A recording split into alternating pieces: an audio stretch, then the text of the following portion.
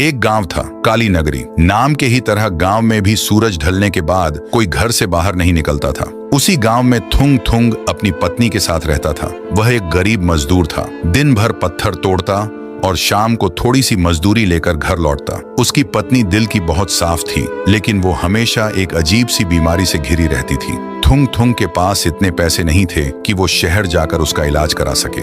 एक रात थुंग थुंग काम से लौट रहा था। अचानक जोरों की बारिश होने लगी। बचने के लिए वह जंगल के किनारे एक पुराने खंडहर हो चुके मंदिर में छिप गया। वहां घुप अंधेरा था। तभी थुंग थुंग की नजर मंदिर के एक कोने में गई और उसने देखा कि कोने में एक अजीब सी मूर्ति रखी है। मूर्ति की आंखें लाल थीं और उसके हाथ में एक पुरानी जंग लगी चाबी थी। थुंग थुंग थोड़ा डर गया और जैसे ही बारिश खत्म हुई, थुंग थुंग वहां से जाने लगा। तभी एक भारी और डरावनी आवाज गूंजी, थुंग थुंग, तेरी बीवी मरने वाली है। अगर उसे बचाना है तो ये चाबी ले जा। थुंग थुंग डर के मारे कांपने लगा। उसने कांपते हुए पूछा, ये चाबी किसकी है? आवाज आई, ये लालच का ताला खोलने वाली चाबी है। इसे किसी भी बंद दरवाजे पर लगाना, दरवाजा खुलेगा तो अंदर सोने चांदी का ढेर मिलेगा। लेकिन याद रखना, जितना धन तू निकालेगा, तेरे शरीर का कोई हिस्सा उतनी ही जल्दी मिट्टी में बदल जाएगा। बीवी की जान बचाने की मजबूरी में थुंग थुंग ने हिम्मत करके वह चाबी उठा ली।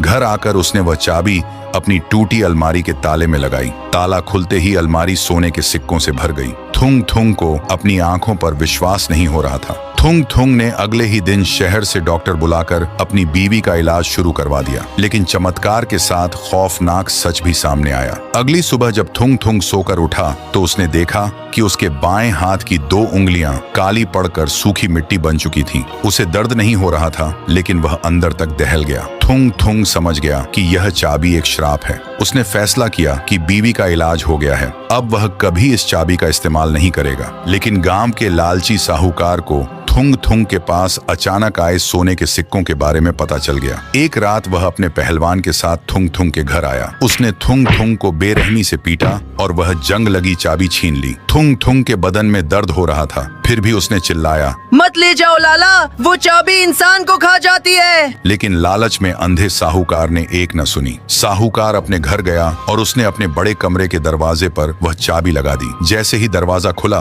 पूरा कमरा सोने की ईंटों और हीरों से जगमगा रहा था। साहूकार खुशी से पागल हो गया। लेकिन अगले दिन जैसे ही साहूकार सोकर उठा, अचानक साहूकार को महसूस हुआ कि उसके पैर सुन्न हो रहे हैं। उसने नीचे देखा तो उसके दोनों पैर मिट्टी बन चुके थे। साहूकार डर के मारे चीखने लगा, लेकिन लालच में उसने इतना सोना निकाल लिया था कि देखते ही देखते उसका पूरा लालची शरीर मिट्टी में मिल गया।